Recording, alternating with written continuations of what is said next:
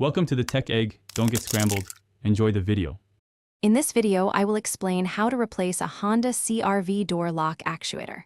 First, gather your essential tools, including Phillips and flathead screwdrivers, a trim removal tool, and a 10mm socket.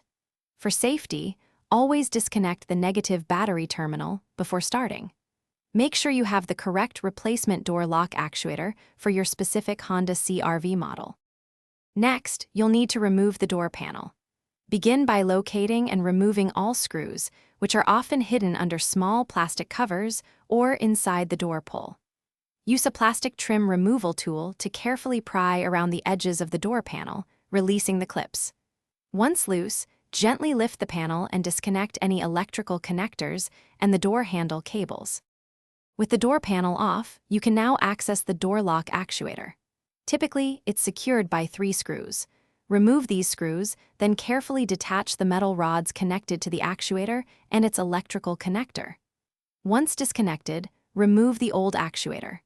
Install the new actuator by reversing these steps, ensuring all rods are properly attached and the electrical connector is firmly seated. Finally, it's time for reassembly and testing. Reconnect all electrical connectors and the door handle cables to the door panel.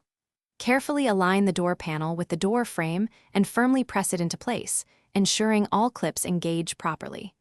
Reinstall all the screws you removed earlier. Once the panel is secure, reconnect the negative battery terminal and thoroughly test the new door lock actuator. Thanks for watching. Consider subscribing if I helped unscramble your problems.